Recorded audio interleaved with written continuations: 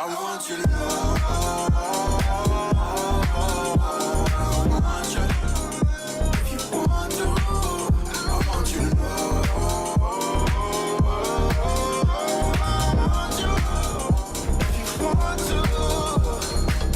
I've been coasting the zone and holding your hands. Most of the time we're speaking, don't understand this. Life for answers while I'm waiting around. Find my chances, hope you're getting it now. Most of the time when I'm shook out.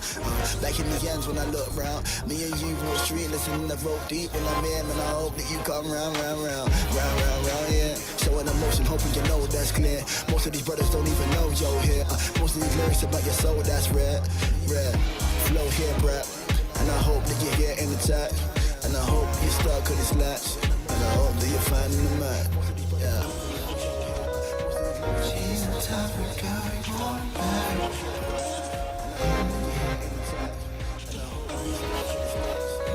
She's the type of girl you want back. Look, I've been slacking, I'm happy you didn't know that my feelings grown. Hoping you back me, I'm in the zone. You'll be getting close, holding your hand or holding your phone. Most of your girls don't like man. They better don't give a chance like man. And most of these lyrics I've written can spark hearts, fam, like raw, light and flow. Speaking for hours, minutes, and then we ride the road and find your soul, find your heart, yo. Find the me and the last time you love, yo. Let me see if it's right, never left. Tag team like red, man, I'm F. Take a note like a bass, triple clef. Yeah, I'm a warm brother, boy, not cold. We share hair from the D'Angelo. And me and her met on the train home. And me and her lips on the way home. Where you wanna go? She's the type of girl you want back. Yeah. She's the type of girl you want back.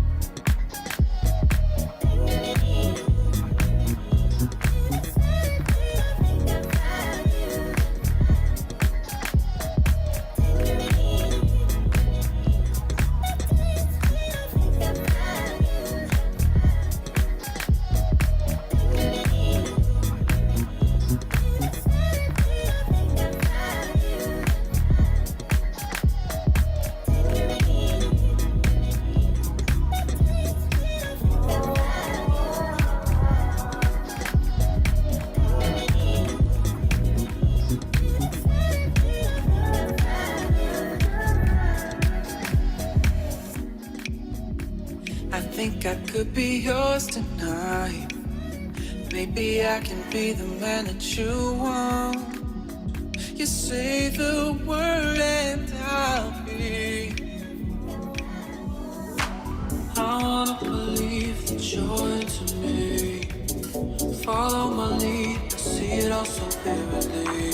But you asking me how to live a handsomely. I like to get to know you one-on-one.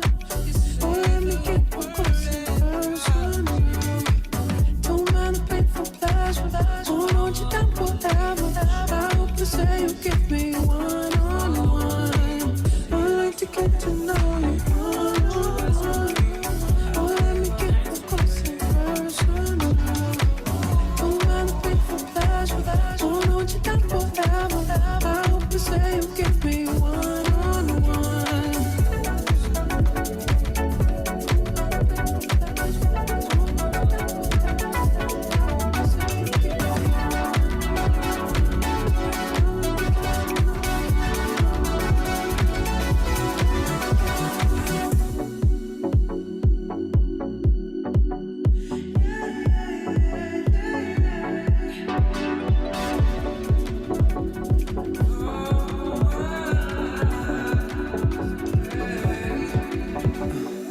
I wanna believe that you're into me.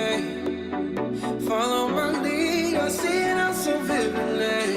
But you ask me, I'll deliver handsomely.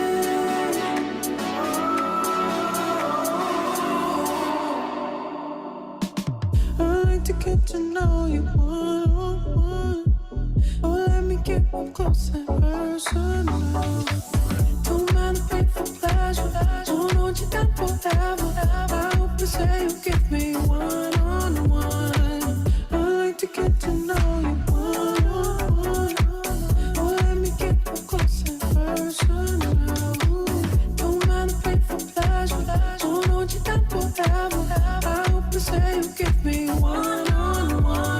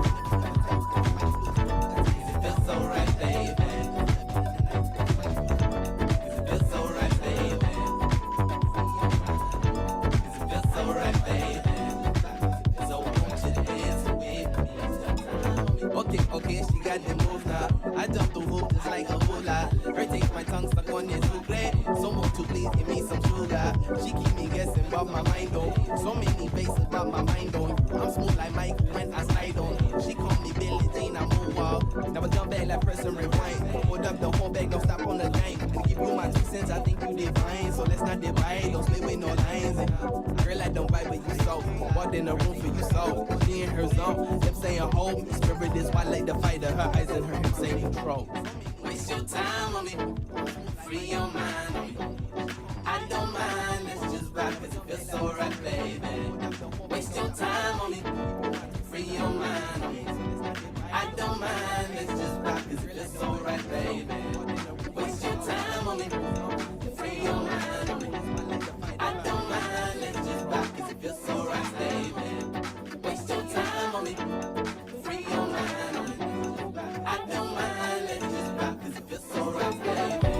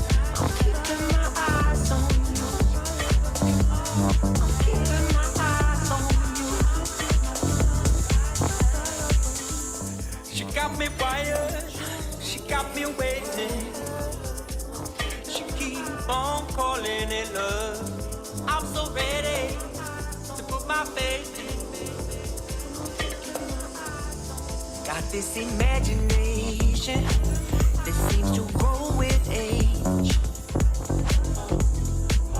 And I've been awfully patient, but they don't call my name. I don't know why I never could forget.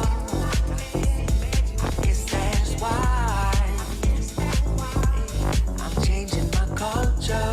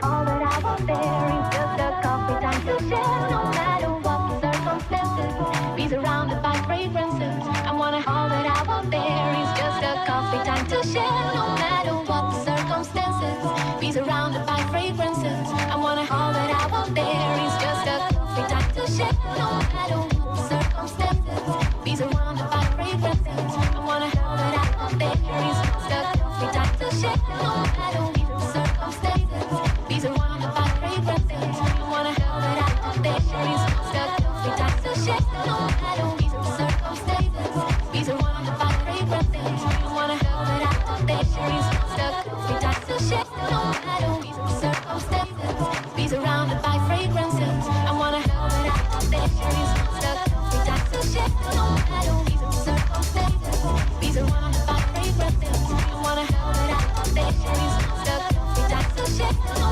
matter what the circumstances, be surrounded by fragrances. I wanna all that I want there is just a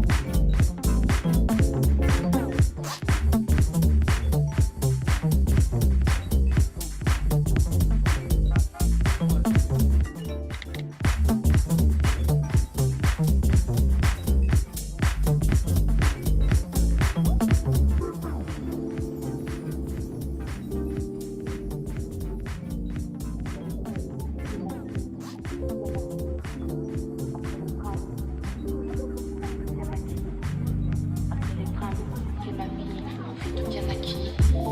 Après les drames et les drames, au fut de bien acquis. Après les drames et les drames, et ma vie, au fut de bien acquis. Après les drames et les drames, au fut de bien acquis. Après les drames et les drames, et ma vie, au fut de bien acquis.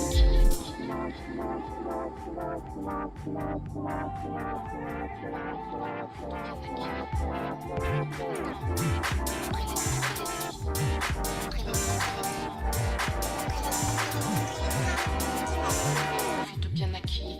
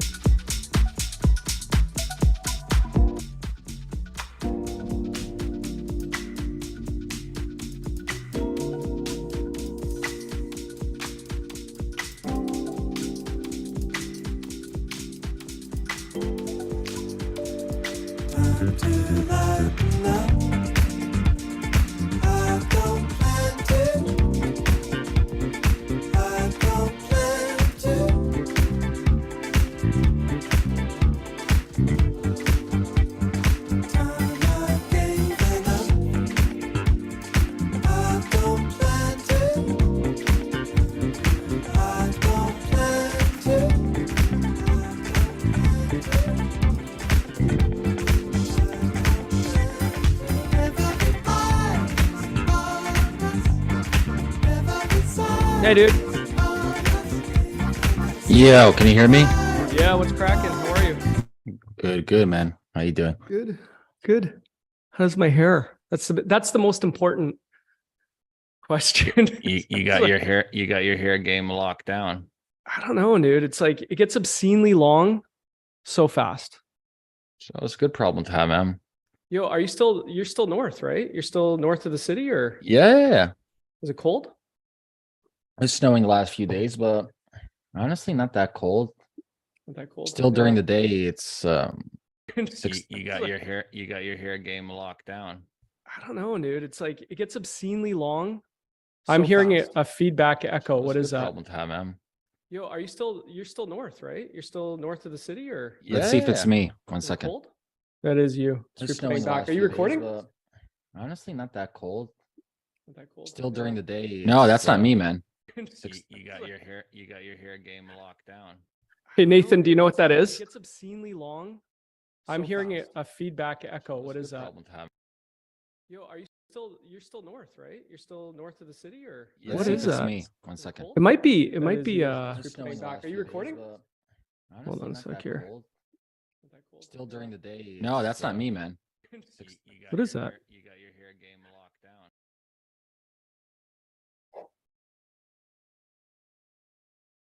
Hello. Hello. How about that? That's better, eh? Oh, Yeah. geez. Okay, way better. Okay. Wow. I think that was the live stream on that was a YouTube live stream. Oh, okay. Who's running in the background there? How's it Mhm. going, Amir? I'm good, man. How you been? Fantastic, brother. Good to see you. That's good. Yeah, Oh, likewise. there's Elena. I think that's her. I see her in the audience. Okay, You see her? just give me a second.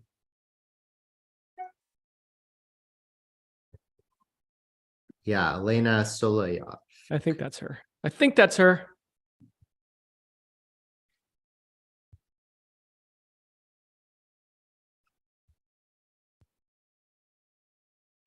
How's Quebec? Freezing cold yet? Yeah, it's cold because FTX melted down. I see. Makes sense. Dude, that is wild. That's wild stuff. Yeah. Absolutely wild. Hey, Elena, how are you? Hello, how are you? Good. You're sitting in for Natalia, hey? Is that you? I am sitting in for Natalia. That Okay. is me. Yeah, I'm sorry for the last minute change. That's okay. We don't have a visual for you though. I see myself on the video, so it should be projecting, no? Yeah, it is, but I mean, we don't have a fancy poster Oh, that says Elena. that's all right. Next time. Yeah, next time. Next Wait for a couple other attendees to get in here. Sure, let me just, my team is blowing up to make sure that I'm on, so let me just respond to, Yeah, tell them you're good. Tell them you're taken care of. Tell them Okay. all is good. Okay.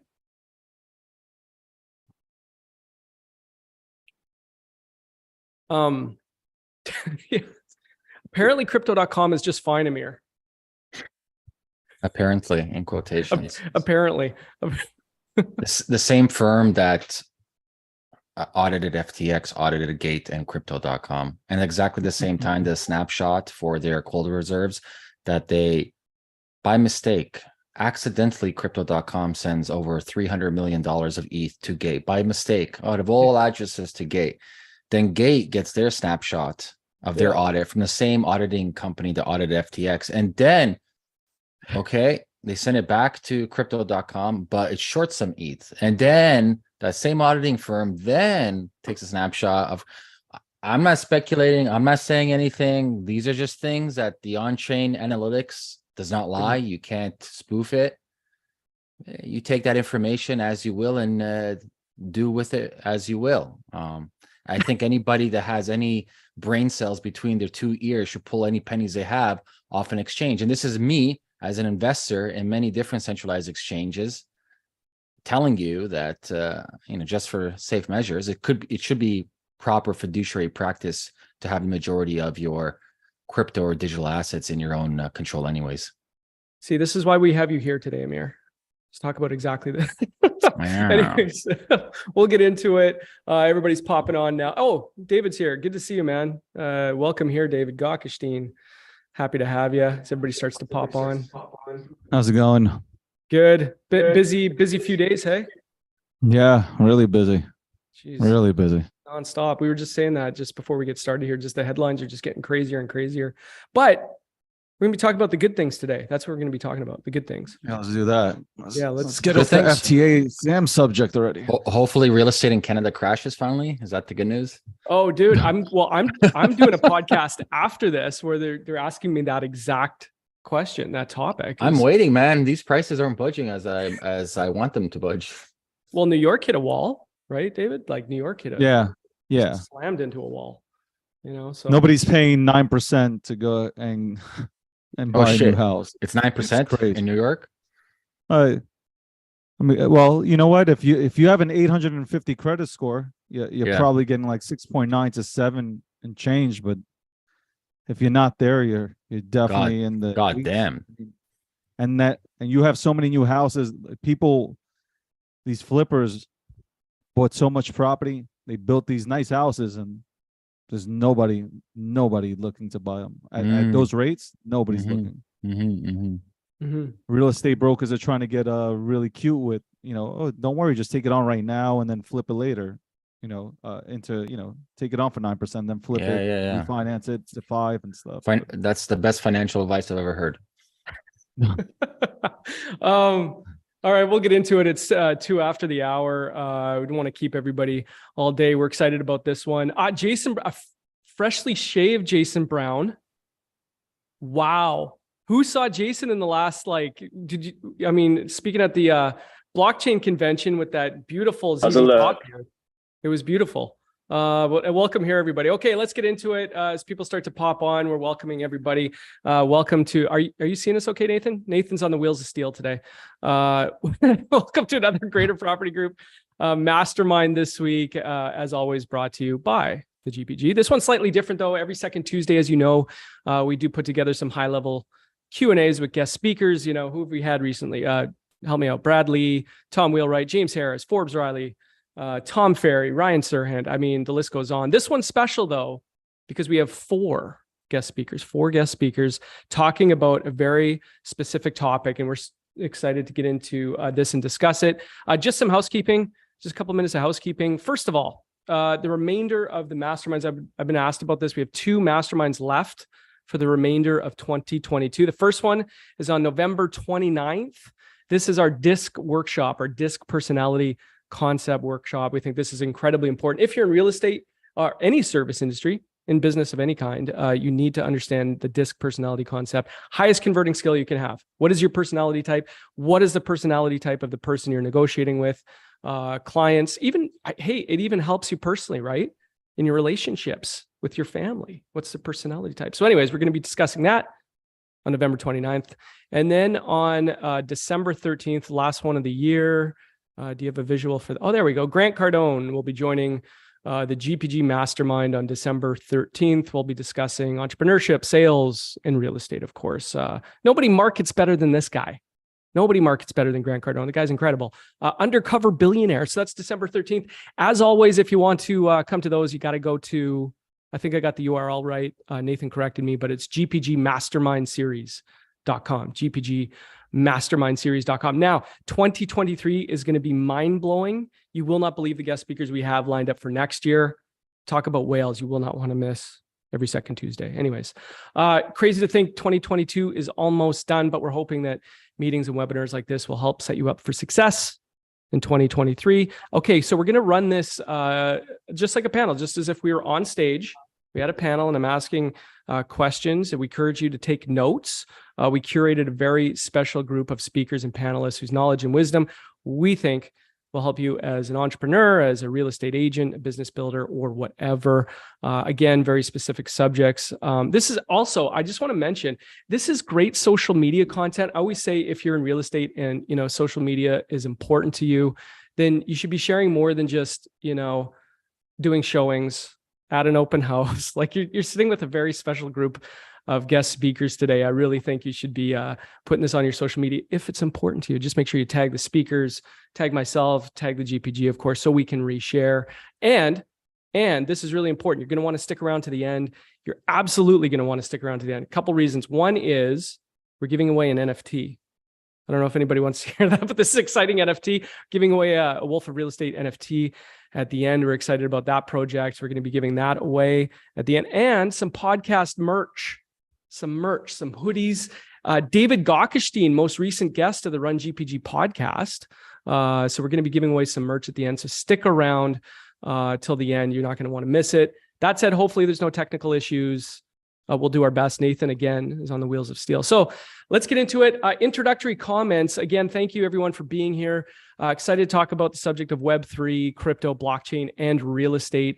The question is, why are we talking about this today? Like, what's the reason? Why is it so important? Well, there is no more relevant subject to our industry than that of Web3, crypto, digital assets, NFT, tokenization, you name it. It's more than just buzzwords. I was saying this yesterday on an interview. It's more than buzzwords at this point. Our clients, our colleagues, the media, we get calls from Nathan and I get calls from the media quite often about this subject. They're curious about the application of real estate, the technology behind this. I think it's incredibly important that we do discuss it. And we believe in order to be relevant in the coming years in this industry, you need to understand it, either implement it or at least have some sort of working knowledge of the subject. But more importantly, if you understand it and you apply it to your business in the right way, you should be able to create growth in your business, especially using unique selling propositions and ultimately making more money. And that's the reason why we're here, is how do we implement this into our business? What does it mean? So just real quick, the Greater Property Group, we've been facilitating crypto transactions for years now. It's very important to our business. All our listings are in Bitcoin pricing on our website. We've been doing that for a while now. That was revolutionary when we did it. Remember, Nathan, when we put Bitcoin pricing on our houses? Everybody's like, what? You can't do that. And we said, why not? So we did that. Continuing education for our agents. We think that's super important. We pay our agents in crypto as well. We've been doing that for quite some time. The Brokerage NFT project and so on and so forth. We do believe the fortune favors the brave. We really do. So anyways, let's get into it. Introductions. This is alphabetical. Amir Rozik is here. Amir is a serial entrepreneur, marketing expert, angel investor, and long-standing Web3 evangelist. In 2016, I don't know if you know this, Amir, but your bio says Mr. Rozik. Did you know that? It says Mr. Rozik co-founded Block Geeks with Dmitry Buterin, of course, famously related to Vitalik Buterin, creator of Ethereum. And today it's one of the largest blockchain education and resource hubs on the internet. He is an active participant in the crypto ecosystem as an investor advisor with leading protocols, including Badger DAO, Synthetics, and Thorchain. Amir, welcome here. Good to see you, bro. Likewise, man. How you been? Good. We were on the phone yesterday talking about the headlines. David Gockestein is here. I'm excited to have David Gockestein, the Ric Flair of crypto. He is the Ric Flair.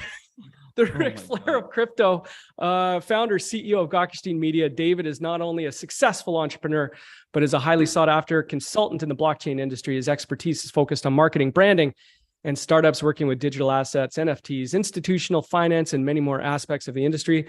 David's presence is notable with a large following on Twitter, other social media platforms, as well as public appearances and contributions to Fox, Sky News, industry events, and more. David, welcome here. Good to see you. Thanks for having me. Appreciate it. Yeah, it's been a busy few days for Gockestein Media. 24 hours on Twitter Spaces. Jason Brown is here. Yeah, well, we'll get into it. Jason Brown. See, that's how I know Jason Brown, with the beard, right? So Jason Brown's founder, CEO of Misfits. Jason has been in startups for 20 plus years, including being an early employee at a 16Z-backed 10 billion unicorn Titanium at ISS. Acquired. I can't read this bio. Jeez, it's too technical. Acquired into IBM. Man, you wrote it. You wrote it. IBM, McAfee acquired by Intel. You work with startups. Jason brings a mix of coaching, growth mindset, aligned funding, global connections, and exec talent to multiple startups, including Air Matrix, Token Fundo, Hero Maker, and more. Welcome here, Jason. Good to see you. It's crazy. Thank you. I got to keep doing a double take without the beard, man. This is what happens when you turn 50. You shave it all off and to see what it really looks like. So here it is. Oh, dude, you are 50. And then of course we have Elena here. Elena, welcome. Last minute stand-in for Natalia. I got a panicked phone call about 5 minutes ago. We'll see if she shows up. But anyways, Elena's sitting in for Natalia to talk about what Propy's doing. Silicon Valley prop tech company revolutionizing home purchasing via blockchain. So excited to talk about all things that Propy's doing. Really interesting stuff in the metaverse and the NFT sales, etc. So we'll get into that. Okay, here's what we're going to do, everybody. Most of the attendees today, they're not necessarily crypto people. Some might. Most are in the real estate industry. They're either entrepreneurs, business builders of some sort. So we're going to take it slow. And work our way up, if that's okay with everybody. We're not going to get into the minutia, the weirdness, no pseudo intellectual crypto Twitter stuff today. Okay. Is that okay? Yeah, I see Amir going. Promise. Thanks, David. Thanks. So, and what we're going to do is I'm going to ask questions specifically to different people with the first question here. And if you have something to add, please do. So it's, as much as it's a Q&A, it's great to have a discussion. So the first question, I look at Amir. I look at Amir for the first question. The reason why I do is because Amir is the greatest at definitions and explanation. He really is, if you don't know who Amir is. We're going to talk about cryptocurrency and blockchain technology itself. So first of all, Amir, how would you explain cryptocurrency and one of the benefits to adopting its use in your business? I would like to first, you guys can hear me okay, right? Yep. All right, Yeah. cool. I would like to make a definition right now that there is a difference between Bitcoin and the other chains. So you can group crypto as you like within the whole, but for the most part, Bitcoin is in a separate category. Specifically now, since Ethereum went to proof of stake. So Bitcoin is Bitcoin, and then there's everything else. It's two different parallel universes. Now, as for crypto, that's also not an easy answer anymore. Used to be, but now you have all these different sectors and sections within the industry, from smart contracts to NFTs to DAOs, etc. So for the, I would say, layman individual who is hearing about crypto first, I think the original promise is probably the best definition is, and this is kind of what Bitcoin was trying to do, is creating a cash payment system that is immutable from one person to the next, that's peer-to-peer. And from that white paper that Satoshi created, 13, 14 years ago, we have this Cambrian explosion of the old cryptocurrency ecosystem today, from Ethereum to all these other projects, to NFTs, to DAOs, to the metaverse, et cetera, et cetera. So I think it gets quite complex as our ecosystem grows every different cycle. And so this old notion of what is crypto, it's a misnomer because there's so many moving parts. I think a better question for people is not what is cryptocurrencies. The better question is, specifically for business owners, is forget about technologies for a second, and they got to ask themselves, where do I look at the past? So we can look at examples of certain tech or certain movements that, let's say, disrupted industries. The classic example people can use is everybody thought the Ford was crazy. There's going to be gas stations on every corner when there's horse and buggy, and you must be nuts. We can kind of see the same example today of people telling Elon Musk, impossible. There's not going to be supercharging stations everywhere. Not every person's going to have an electric charging port at their house. So I think that's the question people need to ask, is where this technology is going. Do you see it being an X factor within your business? Either A, it might multiply your business, make it better, or B, it actually might make your business completely obsolete, non-existent. So do you get out now, or do you double down on the current business that you have? Yeah, I love that. That's a good question to ask yourself. Now, David, Why is it important for entrepreneurs? And we talked about this on the podcast, entrepreneurs and someone in the service industry, let's say a real estate agent or a broker, to talk about how cryptocurrency might play a role in their business, not just now, but in the coming years. Oh, I speak for, I've been saying, well, I'm going to go with NFTs, right? I talked about how NFTs, for me personally, the technology is perfect for real estate. As for cryptocurrencies, we all know it eliminates the middleman from the entire situation. So for me personally, peer-to-peer, so much easier to go ahead and do a transaction. And I really do believe it'll make your business, if you're a real estate broker, it makes it much easier to go ahead and operate. I think NFTs, for me, it's more so NFTs when they come into play, like properly, right? We have you mentioned properly in the house today. That was such an easy transaction when they sold off, Michael Arrington's condo in the Ukraine. That was just 1, 2, 3. You had to sell it real quick. That's it. No aggravation. The technology is ever evolving. I like to say though that I still believe everything should be branded as cryptocurrency, though I understand that Bitcoin has, pushed away and separated itself from cryptocurrencies. But at the end of the day, once people finally understand how to use the technology, and I'm talking about brands, I think it will be super beneficial, and especially it'll save you a lot on charges, unnecessary charges that you currently face today. Yeah, as we say, it reduces friction, right? I've never forget the first transaction we did for Bitcoin. It was done within minutes, sitting at a table. Incredible. It just sped up the process. Now, Elena. Exactly. Thank you for calling out Proppy. Yes, exactly. It's my pleasure to be joining you on behalf of our CEO, Natalia. Natalia is actually among the listeners, so we might be able to pull her in for a moment, but she is she has lost her voice. So she's the pioneer who created the company that actually does those things real life in the United States and abroad, as mentioned right now in Europe. Yes, the first transaction going back to 2017. First the real estate purchase recorded on blockchain, first NFTs in the United States, home ownership transferred as within few clicks, and that's the bottom line. Is why now to talk about it, to stay current with the technology, to be able to pick up the phone call from your real estate from your clients who are leaving this world. There's a new pool of buyers that is now crypto savvy. Yes, the upheavals and the changes in the industry will continue. There's no question about it. But the technology is here to stay. And what we, under Natalia Karayanova's leadership, have shown is that this holy grail of a few clicks transactions, simple, easy, fast, transparent, which is very important. I'm sure we'll talk about that as we dissect the application of blockchain. It's here. So why not talk about it? Mm-hmm. No, absolutely. I couldn't agree more. We're going to go just a little bit deeper, a little cerebral. Anytime I ask Jason a question, you're going to get something a little deeper. In parts of Asia, 96% of all transactions are digital.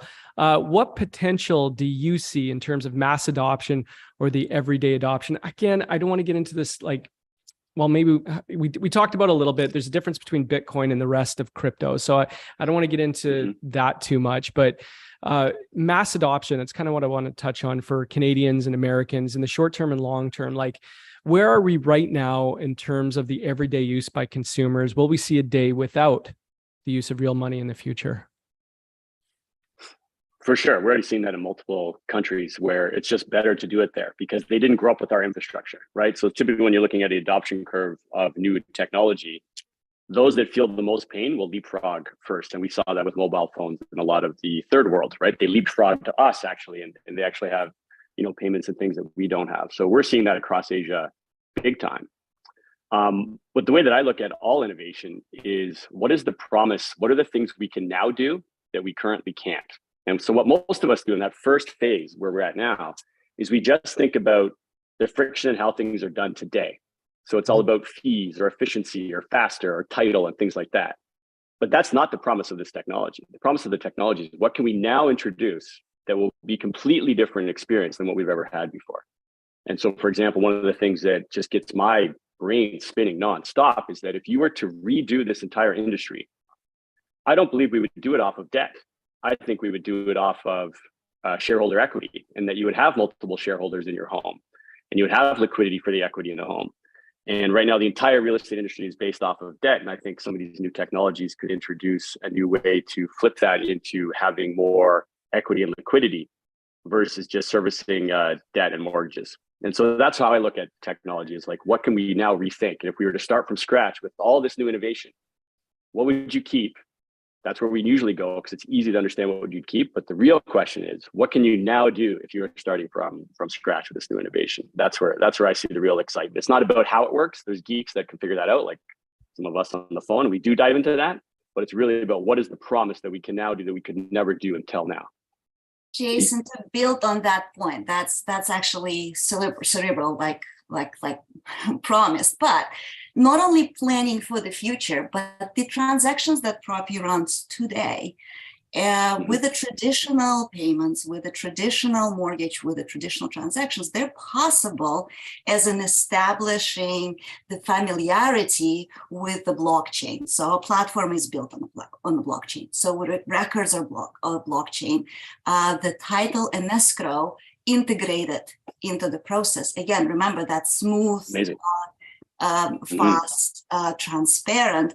So, you don't have to be a geek to understand the blockchain and intricacies of technology. I'm not, Natalia would, but as a real estate agent, you understand the use of it because you can run transactions today. And you can see the status by inviting every party to the transaction. Many today, granted, there are a lot of intermediaries and there is a lot of cumbersome steps. But even now, we've figured out today the application in a real transaction. Yeah, it's interesting. You referenced it. Just different applications to blockchain technology. So let's stay there for a minute and just talk about blockchain technology itself. Before we do that, we had, just to wrap this thought up on the use of cryptocurrency and the technology in your real estate business. And we had Brian Serhant on our mastermind not that long ago, and he was quoted as saying, in 5 years, 50% of all real estate transactions will be conducted in crypto. And he's one of the biggest, real estate brands in the world, honestly, like and to talk about that, and this is a guy that, is in a not so crypto friendly place. So it's a very interesting thought. Hey, Natalia, welcome here. It's up on the panel. What's good? So welcome here. So again, blockchain technology, talking about the applications, especially I'm going to look at Elena and Natalia for this, before we get to NFTs specifically, what do you see as blockchain technology's natural application in real estate? Like, what are some of the use cases? Hi, everyone. So sorry, I'm jumping here just for 10 minutes. You can hear my voice is a little disturbed. Very excited about this panel. Listen to the beginning of it. Absolutely agree. Amir, good to see you. We know each other. And everyone else, great points. The technology is here to stay. Even though the FTX and other significant collapses are happening in the industry, they are actually teaching the consumer to pay attention what is really truly decentralized, what is truly transparency means. So I think it actually puts real life applications forward into adoption. So the main blockchain applications beyond Proppy, I would normally put them into 3 brackets. The first one is metaverse. We will be looking at virtual tours and metaverse and choosing homes anywhere in the world, just going through the virtual reality. And that would be the best, fastest use case in metaverse applications that would get into $1 billion opportunity rather than just remaining in the game, the gamification part of the business. The second one is crypto mortgage, and cool companies like Milo and a few other companies are developing, and we're advising them on how you can use your property NFT as a collateral, or how you can utilize your crypto holdings and just get a proper mortgage and buy a home entirely online. And then finally, which is mostly what we're focusing on Proppy, is the utilization of the smart contract. If you read the early on books about blockchain and use cases, the first most popular and obvious application is money. But the second one, theoretically, is always title. If you look at all those OG books and theories, title is the most obvious use case, and specifically in real estate, because real estate is an immovable asset. And the records today are digital already. In 80% of counties in America, they are digital. It is a social concept where we as a community, as government, as society decided, okay, this home belongs to this person and we have to keep those records. So why not to keep it on blockchain? And that's the escrow function of smart contract is another obvious application, huge one. One day, probably there won't be a need of escrow and title licenses because it's the code, the smart contract enable program that will be actually following the money transfers and instant ownership transfer of the title. So these are the big three applications. And of course, the fourth one, sorry, there are four. Fractional ownership transfer. So there are amazing companies, Realty, LoftTI, Accrue, that are working on security tokens. The main thing here is that whenever we're talking about fractional ownership in real estate, it's a security token. And that's fine. They're legal. Projects have to apply to file with SEC. So that's another huge area that has been observing a lot of traction lately. Yeah, no, I appreciate that breakdown in those four categories. And I do want to get into those in a little bit more detail. We want to save Natalia's voice, though. We want to save her voice. Don't want her to talk too much. David Gockestein, again, more of a broad stroke question about, why it's important to understand the utilization of blockchain technology and how it may affect any industry or business, because you see a lot of different projects built, on just different blockchain technology. So why is it important to wrap your head around it? I think it goes back to the first question. Why is the adoption of cryptocurrency so important? I think everybody gets confused with NFTs and they link it to pictures like JPEGs right away. And so nobody really takes it seriously because you have 10,000 PFPs being created on Fiverr and, they're lizards and apes and all this stuff. And everybody's like, well, I can care less about NFTs. But people that really dive deep into the tech, they're like, oh, hold on. I can go ahead and own my brand and likeness. Oh, I can make title transfers easier. Like once you dive deeper into NFTs, you're like, okay, understand it. Now, how do I use this to go ahead and wrap it around my business? Personally, I want to own my brand and likeness. So from that standpoint, I have athletes that are signed on to G Media. They want to own their brand and likeness. Unfortunately, the UFC doesn't allow them to do so, but NFTs do, right? So instead of an athlete getting only 5% from Dana White, now they get 95% of their brand and likeness. And also they get to build a community, a larger community. So if you have 10,000 people that follow you now, you can expand. And to me, the tech though, and I'll keep going back to that because I stated this at New York NFT NYC. I said that NFTs were always made for the real estate space. I think the transactions, frictionless, we spoke about that earlier. It just makes everything so much simple. And I think you just spoke about fractionalizing. I mean, that is going to be a game changer as well. I know Dubai is starting to, I know a lot of places or developers in Dubai that are starting to do that. And I'd like to see the outcome with them going ahead and going that route. But yeah, you as a company, you have to be looking into NFTs already. I got contacted by Audi. I got contacted by BMW. You have Hyundai that's already jumped into the metaverse. We spoke about that today, and they're using NFTs. I think NFTs are going to be really good, getting away from Carfax, because now Alfa Romeo has embedded NFTs into their vehicles starting in 2023. You'll have accurate service reports. So if anybody tries to roll back that mileage, you'll see it on the blockchain, and that'll eliminate that situation. So yeah, not to hog up the mic, but I'm excited about NFTs in the real estate space, but diving into the technology itself and that aspect, it's going to build brands. It's going to build brands and going to bring in more revenue. No, 100%.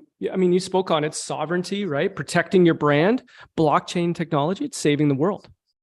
Saving the world. I'm going to look at Amir for this one, because Amir, I've had like hours long discussions with Amir about this. I know you're an expert on agriculture and sustainable farming. Like, what uses of blockchain technology, integrate into agriculture and commercial real estate by an extension? Like, what use cases do you see there? For agriculture, I don't think so. Commercial. Yeah, I don't think so. Anything at this stage. Believe it or not, the biggest problem with agricultural farming right now is talented farmers. It's the most needed talent that we have right now out of all the trades. It's a hard trade to learn. It takes years. Not too many people want to get into it. So I don't think so. Agriculture is a tech issue. Well, I asked like a true real estate agent. That's what I did. I asked like commercial use cases. Well, we can look at examples and see if there is use case. Like, I'll give you an example. Like for myself, I have investments in funds that invest in huge apartment complexes down in like Florida and Texas. And so it's a standard fund, right? It's a minimum 1 year lockup. There is a certain cash yield on that, depending on the property. You can roll that cash yield over into your principal if you want. And then if you decide to exit before the fund liquidates, you can sell it to the secondary market, which is usually the other investors, right? I prefer that version of fractionalized real estate versus a regular person just buying a home. I think it's a better model. I think it's a model that scales. So the question then is, okay, how do they do it now currently? Well, it's quite simple. They incorporate a company, right? The company then might have GPs and LPs. Anybody that is quote unquote, in quotations, accredited investor can send money to that incorporated company. That incorporated company now, so also to rewind, that incorporated company is only incorporated per deal. So let's say Incorporation A buys apartment building A, Incorporation B buys apartment building B, and so forth and so forth and so forth. It's not one corporation doing everything. So it's deal by deal. Other people's do it differently, but I've seen this to be the more or less the standard. And so how does it work? I send a wire transfer to that corporation's account. Now I have my representative shares within that corporation that owns an apartment building. Every quarter, depends on the payouts, whether it's quarterly, yearly, whatever, or monthly, you get on cash in, cash out yield. You can roll that over. They pay that out versus another wire transfer. So stuff like smart contracts when it comes to stable coins is something that's interesting here, where it's like, okay, wire transfers are a nightmare for everybody. I don't care if you're in North America or in Europe or in Asia. The SWIFT system sucks. It's old, outdated tech. It takes forever. And 95% of the time, it's a human error.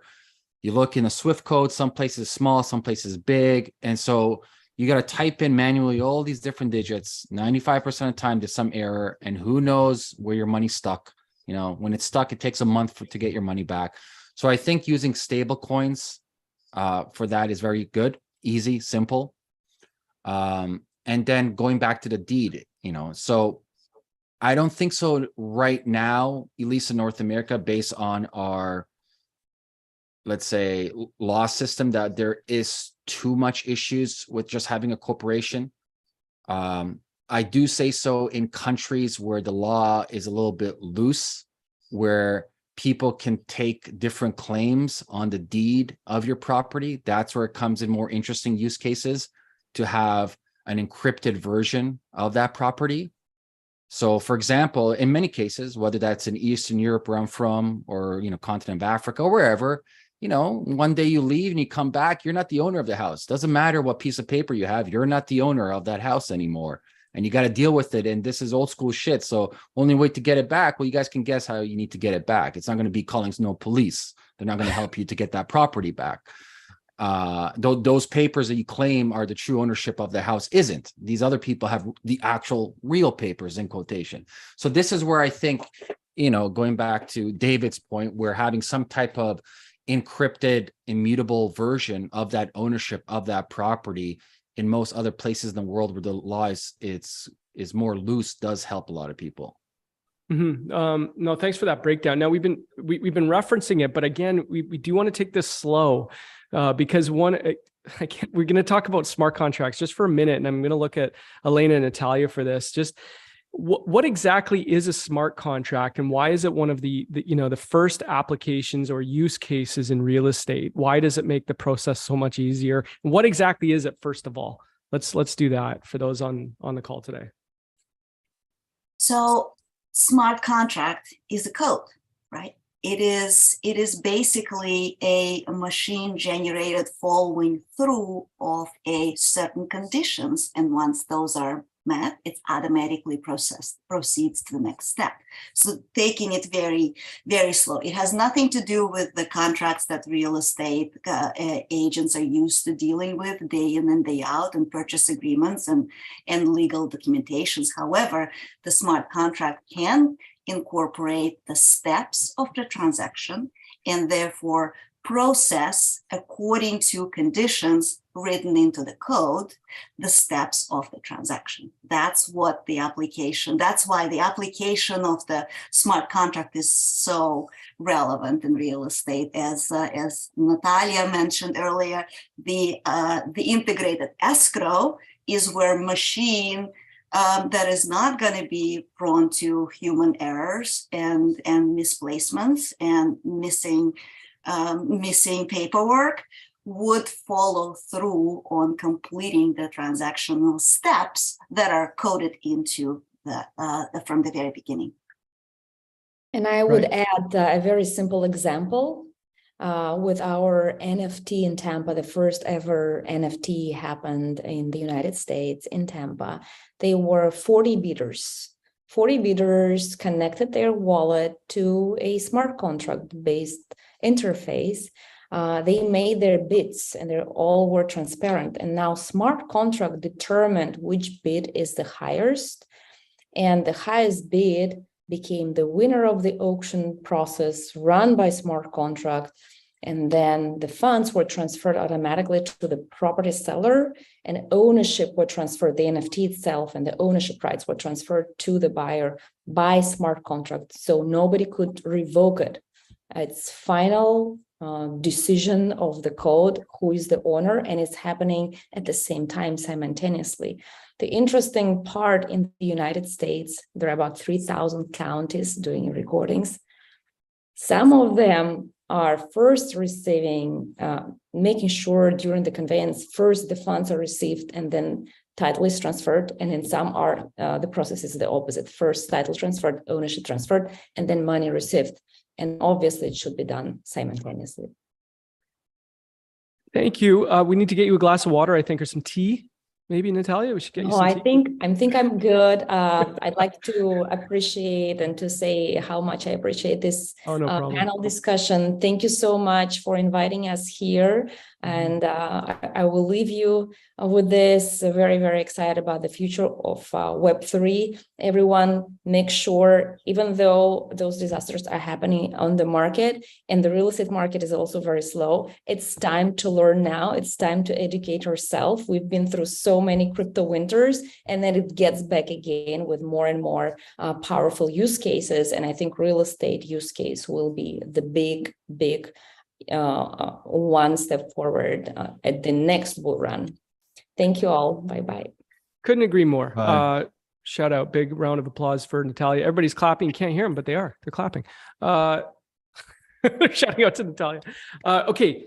We are going to talk specifically about NFTs now. I do want to talk about NFTs.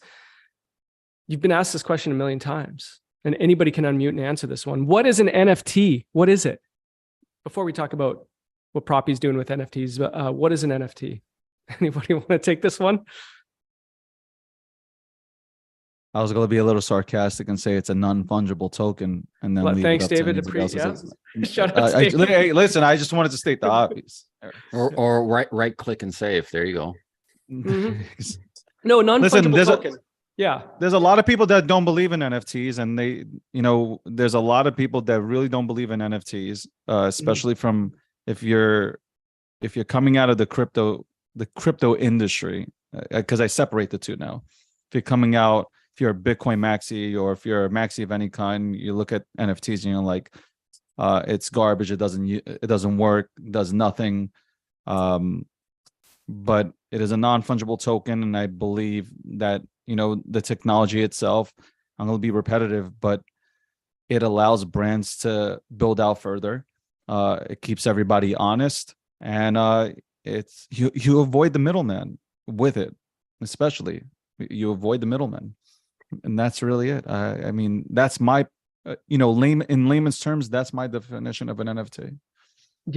Yeah, I love it. I mean, we're big believers in NFTs and the technology behind it. It's not pictures, that's not what it is. It could be, but that's not the use case. The tech behind it is really interesting. So I'm going to ask Elena about NFTs specifically, and then I'm going to ask Jason about tokenization next. But first of all, NFT technology, like what's the application? Again, we've been talking about it, we've mentioned it, but how is NFT technology used to sell a property, and what is Proppy currently doing with this?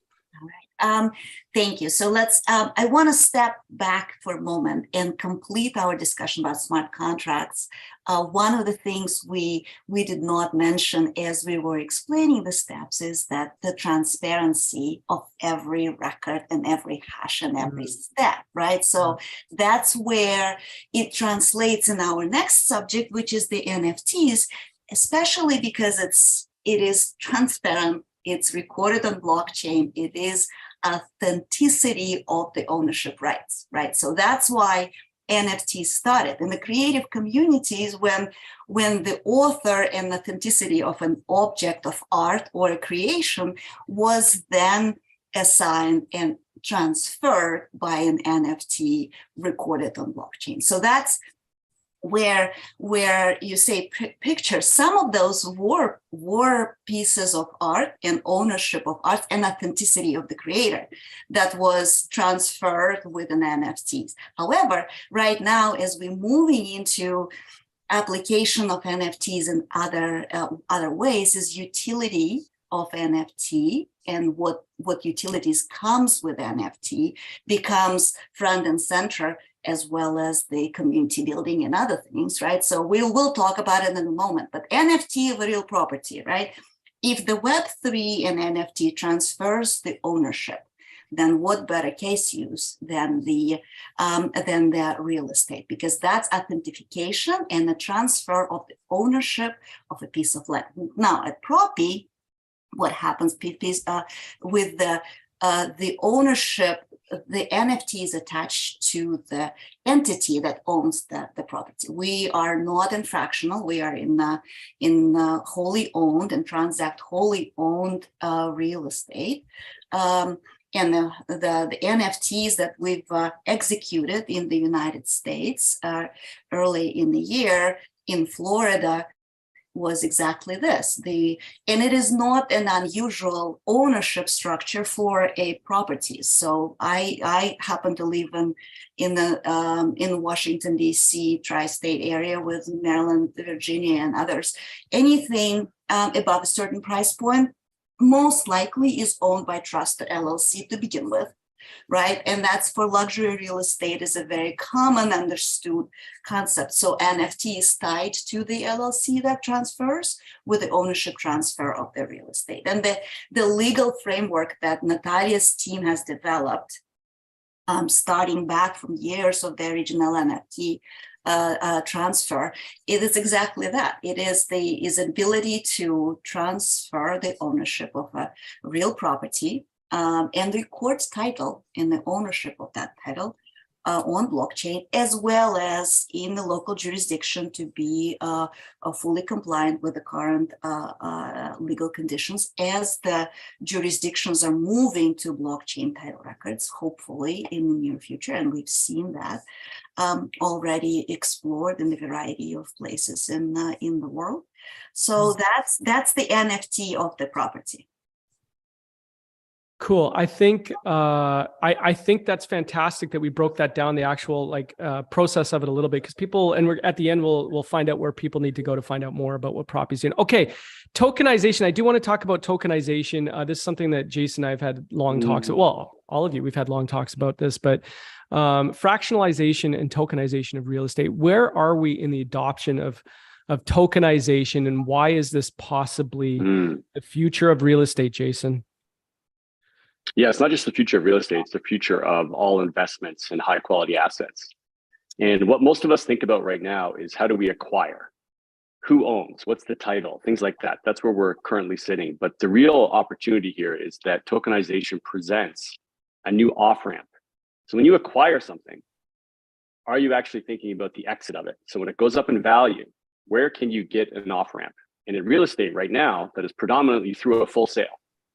And what tokenization starts to bring is the opportunity to exit in a partial sale, where you can still keep your home, for example. You know, I've got, my mom's in her 70s.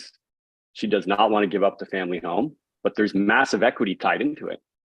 In Canada alone, there's 7 trillion in trapped equity in real estate. And that is not helping the economy. It's just trapped and sitting there, because the only way to off-ramp is to do a full sale, or to take out a debt service product that requires more and more servicing of the debt.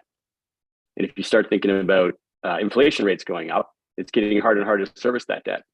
And so for people that have built up massive equity, if you had a company and you built up massive equity, you would love to sell some shares in that sometimes to improve your financial position. We don't have that in real estate. And that's the opportunity with tokenization. It's actually the exit ramps that it brings, because it can bring more shareholders in and more liquidity in, more free flow of trading in.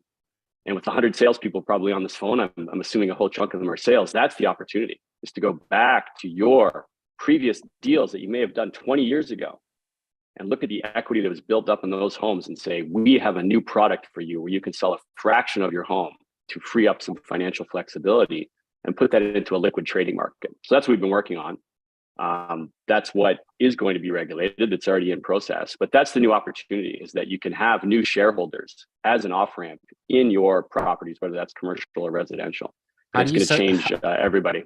Yeah. How do you set the floor price for that? So for example, let's say we'll use round numbers. It's $1 million home. I want to sell 10%, $100,000, right? One buyer comes in, but then 6 months later, another buyer comes in. So who's setting the price targets for every single time there's different tranches of buyers coming in for that?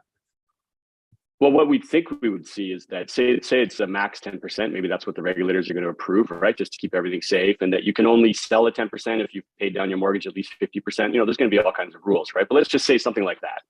And then you've got that 10% chunk. I actually believe, because of the liquidity that's available to that equity, not only would the homeowner be willing to sell below what that 10% chunk would represent in the 100% chunk, they would probably take a little bit of a loss there to get the liquidity. And on the other side, you know, the buyers may actually want to be willing to pay a premium, because now they've got a chunk of a stable asset, which is hard to find and to get yield on that. So I really look at both sides of that. And I think there's a huge opportunity, because if you look across our country, in Canada here, in the US it's even higher, there's no bigger amount of trapped equity than real estate. It is sitting there dormant. It is not moving. And that's the opportunity through tokenization to get things moving. Yeah, it's the off-ramp. That's what's there. It's the liquidity. We've never had liquidity in this industry. We have debt and full transactions. There is no tradable liquidity. And I think that's where the massive opportunity is, tokenization. And no one's going to care what chain it's on. No one's going to care what layer it took to do it. That's not what this is about. This is about the new opportunity that we can do because this technology exists, this innovation exists. Yeah, I mean, it's mind-blowing to think 7 trillion is tied up in equity just in Canada. Right. So if you make that liquid, I mean, phenomenal opportunity. Okay. We're moving at a good clip. It's good because we have a couple subjects left, and then we'll wrap up and get everybody out of here on time. Get back to Twitter Spaces, right, David? I'm kidding. We're going to talk about Web3. Okay. Web3. Amir, what is Web3? What's your definition of Web3 and why should we care? Web3 is a Bored Ape. Good night. Enjoy my No, talk. Stop, Amir. Tell us what Web3 is. Stop it. Listen, I don't think so. There is a firm grasp on the definition of Web3. I think it was just a natural progression from Web2, which is our current business model. And so the natural progression from Web1 to Web2 would be Web3. Now, what is that by definition? I don't think so. There is a finite answer towards that. What we do see is just how Web2 introduced different business models from previous models. So we went from offline to online, and eventually the two major business models of Web2 is as follows. Whether you are a SaaS type of business, you're selling a service or some type of product that's recurring revenue, or you're in the advertisement space. So for example, Google, people like to big up Google, but at the end of the day, what are they? They're really just a bloated ad agency. That's where they make the majority of their money, to be honest.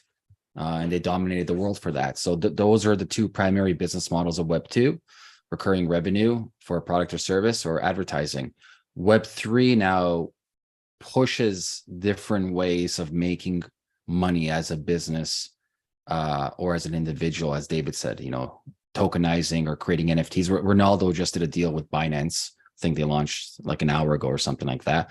So, giving examples there, besides the physical world, Ronaldo's now making a collectible series of, I haven't checked into it. I just saw the announcement of something, 30 unique collectibles with Binance. So I think it's just pushing technology into a way of, there has to be better, or I wouldn't say better because that's a misnomer. I would say there has to be more ways of monetizing and creating different types of economic opportunities for more people than Web2 had to offer.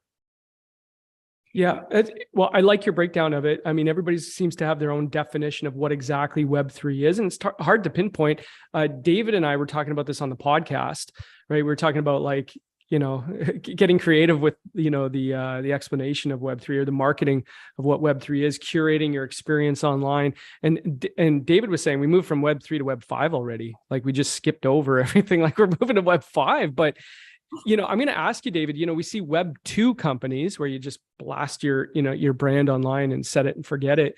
Web2 companies are a little hesitant to build on blockchain and integrate Web3. Why do you think that is? Is it, user experience? Is it just not understanding what it is? What are your thoughts there?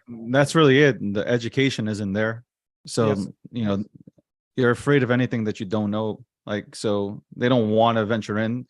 The old business model is working. Why go ahead and change that around? People look at Facebook. They went to Meta, and now, slowly he's just leaking money, and people are like, wait, hold on. This is, he jumped into the metaverse, and look at him. Like he's losing, Mark Zuckerberg is losing a ton of money on this venture into the metaverse. But I think whether you like him or not, I think Meta is actually going to work out. People will catch on. He has a huge, Facebook Meta, whatever you want to call it. They have an extraordinary amount of people that sit on there and post pictures and stuff like that. So to me, I actually thought about this. I think we're in Web 2.75 or something. We didn't get the update yet. It's a 3.0, right? So we're sitting and waiting to finally understand what Web 3.0 is, because as you said, we all have a definition of it. Like I have my own, everybody here on the panel has their own. I think once we finally get there, it'll be extraordinary because people will take everybody else's blueprints and apply it to their, brand or company. And you will move forward into Web 5.0, whatever that is that Jack's making, like Jack Dorsey, former CEO of Twitter. Whatever he's making out there, we'll finally get to that. But I'd like to first get to 3.0 before we move into 5.0, and I'm sure somebody will come out tomorrow with 7.0. So, right now, though, not to be repetitive, but we are stuck in 2.75, and we're waiting for the Windows update. Yeah, well, it's funny though, because we are hearing, about Web 5.0 already. Like I've been hearing about Web 5.0, and I'm like, damn, I'm just catching up to Web 3.0. But honestly, we all have our own definition. The important part though, and we've been talking about, is how you're applying that to your business. Now, obviously to your real estate business, right? To grow and scale your business. I mean, we're talking about different applications of blockchain and whatever. I think Web3 comes down to the money making and marketing part of your real estate business. So wrapping your head around it, that's why you need to tap in with people like, David Gottgestein, Amir, Elena, Jason, and find out what they're doing in Web3, our company as well, because I think it's important. I think it really is. No matter where you are in real estate or in any service industry, wrap your head around what it means for your marketing. I think it's critical. Okay. Speaking of Web3, and we're moving along quick, which is, go ahead. I want to ask you a question. In the real estate business, who gets in your way from closing out a deal faster? In terms of like, if it's a 90-day process, who's that person that stands in your way from making it a 30-day process? I hope there's no lawyers on here today. Is there any lawyers on here today? Because quite honestly, we've talked about this before, depending on what the transaction process looks like in your state, your province, your country, right? The identification of parties and switching title. Traditionally, you go in, you sit in an office, identify people with their IDs, and then you sign over title. That's the clunky part of the whole process, right? So I think it's a tie with the bank. Because those guys. So is there a way to, so you put in the NFT, right? You implement NFT technology. Can you get rid of that process and now turn it from a 90-day to a 30-day? And you have customer satisfaction is off the roof because now everybody's recommending them to go to you, right? Because the process, no headache. Hey, Dave, how can you speed up the process of identifying any liens against the house? All the also inspections of the house, because if you want to close a property, you got to look legally if there's liens, if there's any bad credit, if there's any other issues with it. You got to look at maybe there's some structural issues with it, so a person has to come in and structurally look at the property, look at if there's any mold or whatever, like standard stuff. So that's a process, right? When you have a legal process to make sure you're not inheriting really bad debt from somebody else, then you have a physical inspection. So that takes a while for that, because both lawyers have to sign off on the paperwork, making sure the T's are crossed and the I's are dotted. How does that get sped up? So what if they put that on the blockchain immediately? Okay, Exactly. instead of the lawyer trying to figure out who do I call, they're not available, I gotta wait 7 days. Now I'm in contact with them. I mean, I just purchased the house. I went through this whole thing where like I purchased the house. Like lawyer told me 7-8 days, they'll figure it out. What if it's on the blockchain? I look it up on a public ledger. I see it. Boom, we're done. That's what I'm talking about. You should know that. I'm going to let you go, but you properly knows. Yeah, Propi does know. And the reason is it can be very swift because all of the homework, all of needed disclosures, this inspection reports and everything else is done prior to you as a buyer putting an offer on an NFT on the house. So you inspect all this publicly available prior to putting an offer. Like remember, you put an offer usually, and like 13 people will have to touch that transaction in the process, from lenders, from title checks, through inspections, insurance, and all of that stuff. Now, all that is prepared and lives on the blockchain prior to house being bid on. So that's where the time savings. Does it take time for the homework? Absolutely. But imagine if the database, so to say, or of the records on those properties available to transact. Talk about liquidity, right? So that is available for folks to look at and can be borrowed against. Again, then the application of, if it is an NFT tied to the real property, you can borrow against it, as well as transition it and transfer it to the next owner within days, not months. Speaking of Web3, right? That's transfer of assets and ownership, right? Before, Web2 is information. We do participate in the Web2 now with the communities to some degrees. Think about the social media, but it's still gated through the big guys, right? Web3, it's the peer-to-peer community and a true ownership and asset transfers. So that's how I would look at it. Yeah. And what's interesting is walking through the process as a buyer or seller. Like David was, right? What's going to speed up the process and reduce the friction? That's a question we should always be asking ourselves constantly, is what's going to improve the process, reduce the friction, and make it better for the consumer. That's it. I mean, we're in the industry, we're in a service industry, but what makes it better for the consumer? That's why, shout out to companies like Proppy and, what Jason's doing, and David Cox, obviously in marketing. I mean, this is all important stuff, right? Jason in tokenization, et cetera. So again, that's why we're here. But I do want to touch on the metaverse. David, you brought it up. What's the metaverse, and what applications do you see for companies and those in service industries, marketing to some degree in a digital space like the metaverse? I mean, we've seen companies do that, right? Like move to the metaverse for marketing and branding. There's super interest there. So like, from my standpoint, I think people should go ahead and take out, Sandbox, right? So you go into Sandbox, you buy a land there, and you should advertise your company within Sandbox, because there's a bunch of people that want to go to these events. People are paying like $650,000 to buy land next to Snoop Dogg. I mean, what if I bought a little piece of land there and put up a big pole with my, with my company logo on there? People are passing by to go to Snoop Dogg's house. Well, they see my logo there. I think the metaverse, if used properly, can bring in a lot of ROI to whatever company that puts themselves in there. Louis Vuitton, go into the metaverse. You see the Louis Vuitton store, stop by, get 15% off. I don't know if they do 15% off, but get 15% off on something, or get something for free if you go ahead and choose to go ahead and buy one of our items. Nike, Puma, whoever it is, they've all jumped into the metaverse anyway. Those are big names, right? Nike, Puma, Adidas, like they've bought assets within the space in general. They see something there. So I think the metaverse is going to be ridiculously good, as long as somebody finally goes ahead and nails it. Right now, I'm excited about it, but I haven't really jumped in, and besides the gaming part, I haven't been super thrilled with the way people are trying to market on it. Yeah, and we talked about the Yuga Labs, and what they're doing in there is really interesting too. Their metaverse is incredible, right? Like what that's they're doing. Top notch. Yeah, top notch. Okay, so Elena, I'm gonna look to you for this one. What applications to real estate do you see with the metaverse, and what is Proppy doing currently? Because I know you're doing something interesting with the metaverse. Yep, we are doing a few interesting things.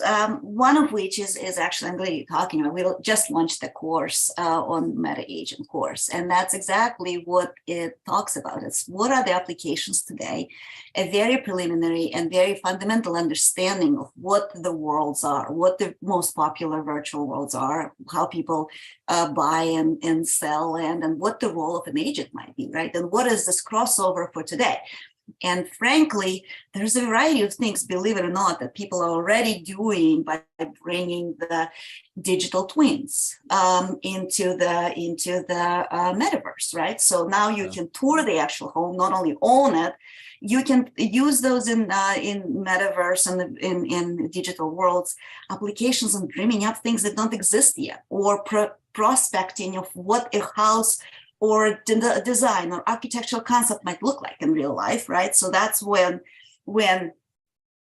visualization and of things in that world, in the variety of metaverses or virtual worlds would be. Now, what's next? What's next is Proppyverse is in development, and Proppyverse is something where we would see agents representing clients, clients viewing, touring properties and digital twins, investing and buying into land. In fact, we've got Mayor of Miami volunteering to be the first mayor in the Proppyverse. So not to necessarily give away a few of the upcoming concepts, but yes, the big brands are moving in. They're moving in a way that's where some of our clients are. Look, think about it. You're a real estate agent. This is the people's business. You farm your own communities anyway as real estate agents. So this is the community of people that believe in the future and have spent years already in that gamified environment. Like my kids live in, in the future world. That's why, right now it's really hard to regulate the use of the computer, because that's where they're going to be living and working. Think about the real estate companies already opening up their offices in there, right? So that's the bottom line. Today, there are already those crossovers between digital and the real world. And for the real estate agent, why would that be important? Because that's how you connect with like-minded individuals. That's how you farm and it's a conversation start. It's someone who is able to pick up the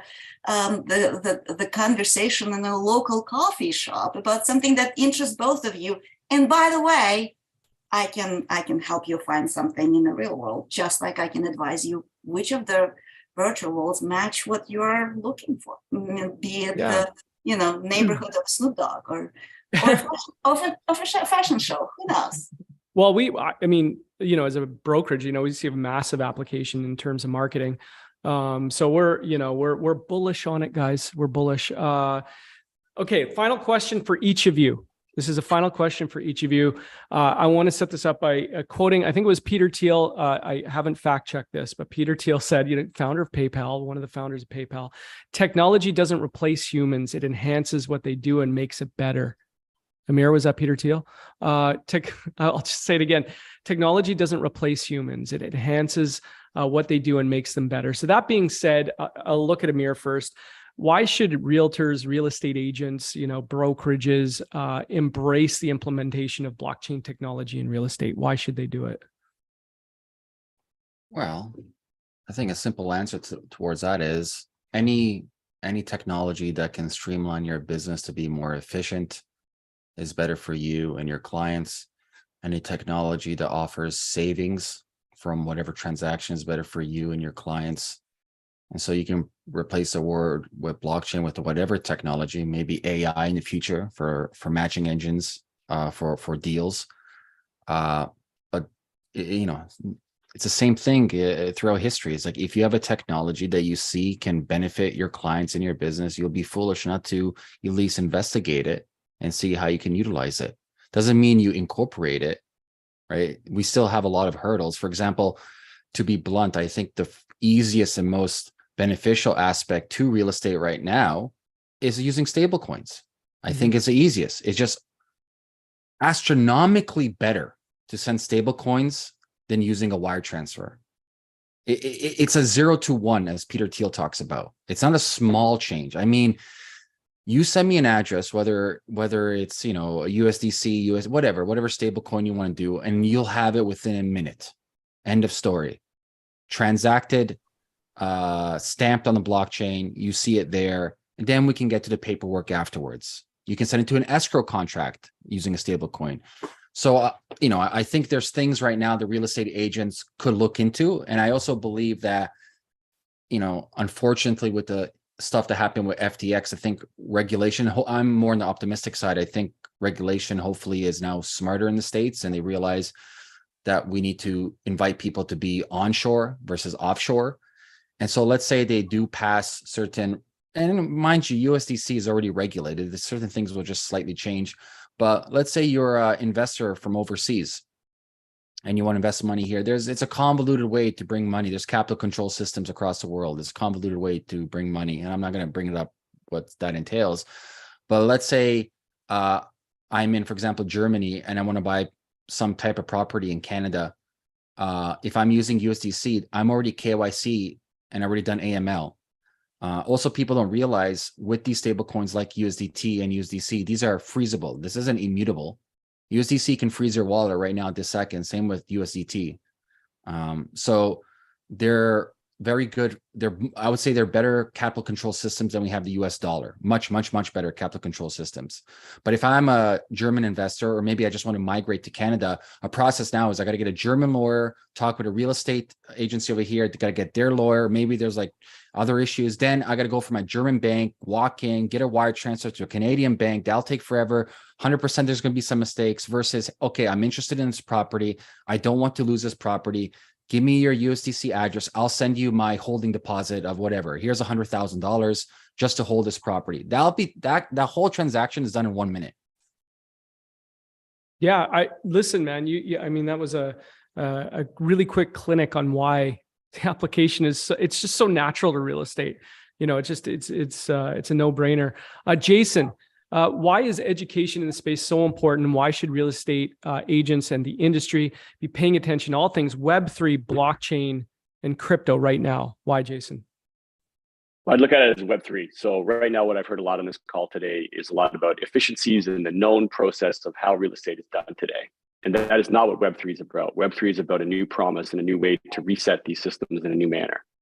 And that can be centered around the trapped equity that is sitting in all these homes. So if I was an agent on this call right now, yeah, you know, squeezing out some fees, getting your deal done faster, that's all cool. But what I'm talking about is imagine now going back to every one of your clients and saying, I can redo this deal in a fractional format from anyone that I've ever sold anything to.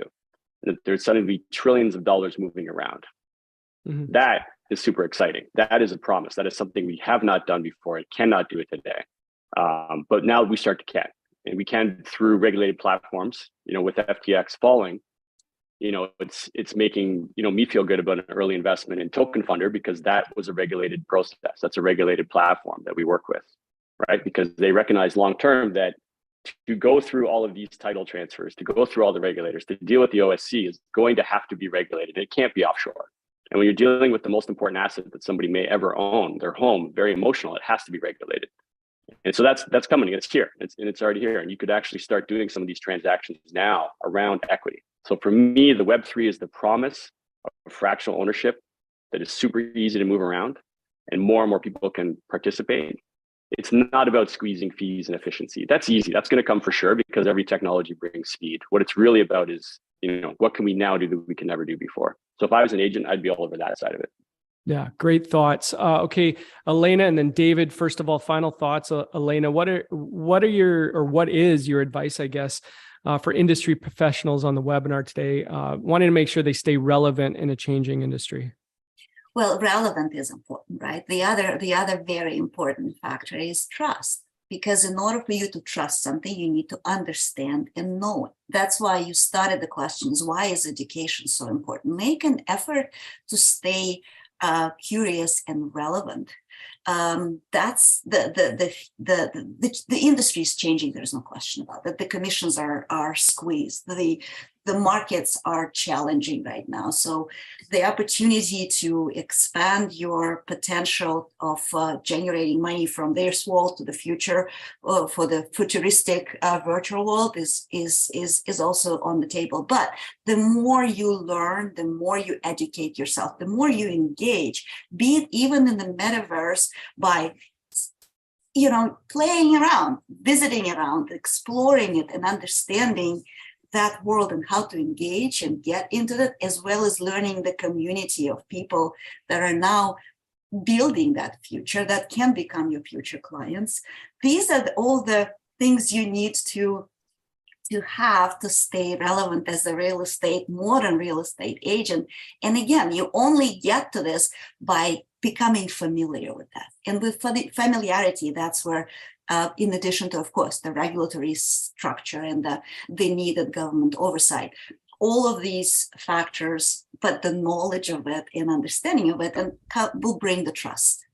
No, fantastic thoughts. Education, of course, is key. I'm going to give the final word on this to David, and then I want everybody to just tell us what you're doing now currently with your projects and where people can find you right after. But David, and don't forget, we have a giveaway, so nobody leave. We got a couple giveaways actually. So do you have any final thoughts on this? Just speaking specifically to real estate professionals who should be educating themselves, what does the future maybe of marketing look like in the industry in the coming years?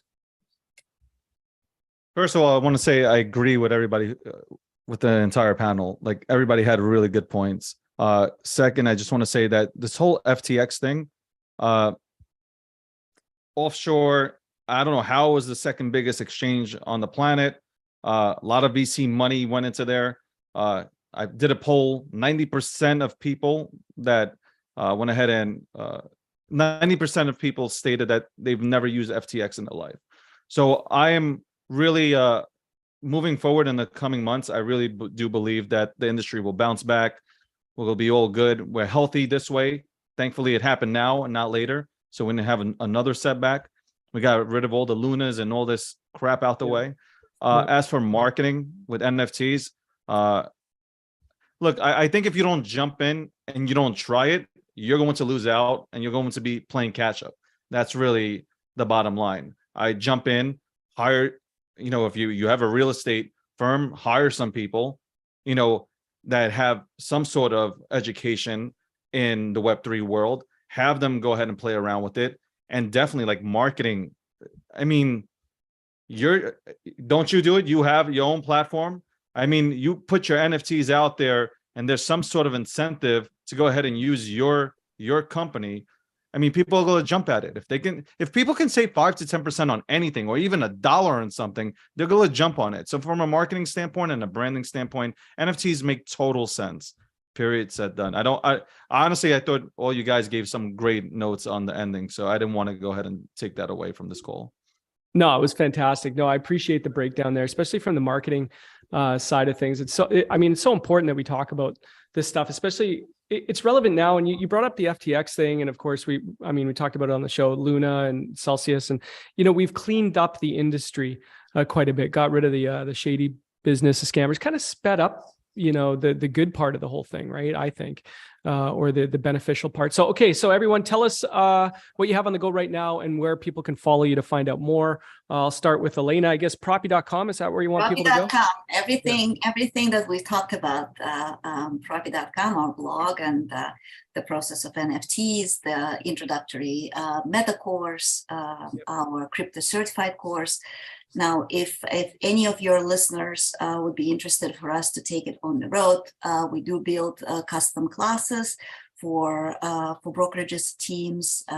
So reach out Elena at Proppy, ELENA at Proppy.com, or Natalia. I think her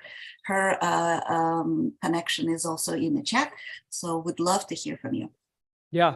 Well, we saved her voice. Thank God, right? We did that. Okay, David, I'll look at you now, Mr. Content, David Gockestein. Fantastic follow on Twitter. If you didn't know, fantastic follow on Twitter. What's the latest, David? Are you jumping right on to Twitter Spaces after this?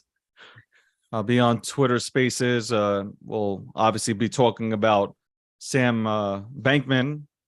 SBF. SBF. Yeah. Just came through. I'm not even start on this phone call how I feel about the whole situation, but be on there, gocksteinmedia.com, latest news in crypto and Web3, or I guess Web 2.75. Go ahead and catch some of our content on YouTube, obviously podcasts with some really good guests. I just want to say, for anybody who is interested in this industry and just jumped into this industry, please do not look at what happened with FTX and Luna and Celsius. That does not represent what this industry is about. I've been here 10 plus years.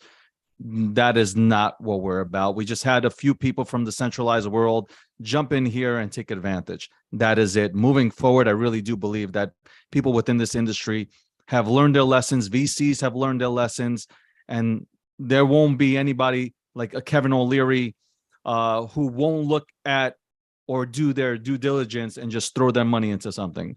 It'll be different this time around. So bear with us while we experience these technical difficulties, but the technology is real.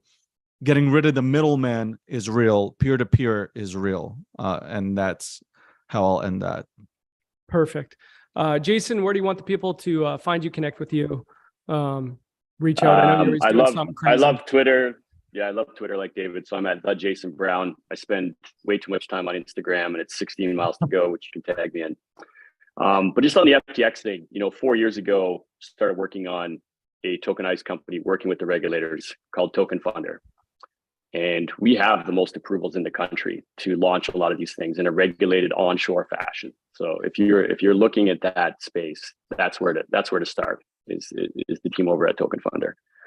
From the NFT side, I'm also working with Hero Maker Studios, which is the former guys of Comic-Con, and they've launched some epic stuff around NFTs, which is great if you're into marketing to follow them. So check out Hero Maker Studios. They just did something with Jim Quick. We announced stuff with Deepak Chopra yesterday. So that one's super fun and kind of leading edge between comics and NFTs and creating real life, kind of superhero stuff and how do you use your brand. So, David, you'd probably be really interested in a lot of the stuff over there. And then lastly, if it wasn't obvious, we are in the midst of hunting for co-founders that want to launch an equity-based real estate platform with us. So if that is lighting you up as you hear this, please reach out because it's the next thing that's coming. Love it. And Amir, you're always up to something. You're always up to something cool. What's the latest with Amir Rozek? I'm in incognito mode. I can't disclose what I'm working on, but Probably true. If you want to reach out or see what I'm doing, I'm on Twitter. I'm not on Facebook. I'm not on LinkedIn. Those are cancerous. I'm just on Twitter, nowhere else. I love it. Yeah. And honestly, you want to tap in with Amir because he's always up to something really, really interesting. So thanks for joining us, everyone, today. I really appreciate it. Sharing your insights, your opinions, most of all, your knowledge and experience, right? In your industries. It's been super valuable for all of us. And regardless of what's happened over the past, week or so, it's the technology behind it that's going nowhere. We understand that. We know that it's going absolutely nowhere. In fact, as we've discussed, it definitely plays a part in the future of real estate. Now for GPG agents, we have this webinar recorded and we'll have it in the resource site along with, the other trainings with, David Shing, Brad Lee, Forbes Riley, Tom Ferry, Ryan Serhant, they're all in there. So if you want to go back and look, you can do that. So thank you again so much, guys, for joining us. If you want to tap in Instagrams, I put my Instagram handle there. You probably follow me. Amir's is, I don't know if you're on Instagram, Elena, Nathan, David Gockstein. So I think it's 60 miles to go for Jason, but that's good. Now, I do want to talk about the podcast because David Gockstein is the current now live. So you want to go back and listen. That was a fantastic discussion. We had a great time on the podcast. Who do we have coming up? Now live is David Gockstein. Yeah, there he is. We had Ty Lopez is now live as well. Do you have our coming soons, Nathan? Do you have those? You're muted. Yeah, hold on a sec there. Coming soon. The coming soons are going to be fantastic. The next few, we've got, we did have visuals. Shout out to our media department. Who do we have coming up? About to share a screen. About to get there. Oh, okay. Ty Lopez. Then we got, okay. Yeah. Get him out of the way. We did talk about crypto quite a bit, actually. Ty Lopez and I. Then we got Andy Frisella, Knights Areb, Emily Frisella, and Jay Abraham, the godfather of the USP. Jay Abraham, Andy Frisella, there we go, Jay Abraham. I'm really excited about Jay Abraham. And of course, our guest. Now, here's what we're going to do. I'm going to give away some merch. I'm going to give away a Wolf of Real Estate hoodie in high demand, by the way, war hoodie. These are beautiful. You guys have seen these probably. You've seen a handful of us. We're going to give these away and a war hat. So we're going to do that. Here's what you need to do. I need to run up the reviews because somehow they went missing on iTunes somehow. I think we were up to, I can't remember how many reviews are on there, but I don't know what Apple did, but they reset the system for podcasts. Yeah. So this is the podcast. It's the Run GPG podcast. Here's what I need you to do. You need to subscribe to the show on your favorite player, whether it's Spotify or iTunes. Leave a 5-star review or 5-star rating. That's it. On Spotify, I think it's just 5-star rating. And then leave a review on iTunes, on Apple Podcasts. Leave a review. Just, hey, love this, whatever. Send me a screenshot. That's my Instagram. And then I'm going to randomly pick somebody for a hoodie and a hat. I really want to do that because I want to run up the reviews on there. So if you haven't listened, go listen to the David Gockstein interview. Fantastic. Okay. We're also going to give away an NFT. We're going to do that. Nathan, do you want to explain how we're going to do that? Yeah. Hold on a sec. Can you hear me? I can. Yeah. Okay, perfect. So I'm going to put it in the chat for the NFT. It's the Wolf of Real Estate. We've got a lot of real estate people here. So apropos that the theme for the NFT is the Wolf of Real Estate. So we're going to have some pretty cool details coming about that in the next probably 3 weeks or so with regards to utilities and benefits of ownership and so on. Going to be a big deal. We'll have lots of exclusive events just like this one, but for war holders only. So I'm going to put in the chat. You're going to want to text the letters NFT. So text NFT to this number, 587 803 3260. And I'll put it in the chat so you can see it. Can you see it in the chat? NFT, and you want to text that to 587-803-3260. Then you're going to be entered into the giveaway. So we're going to reach out to everybody who there we go. I'm seeing people text right now, so my phone's blowing up. Here we go.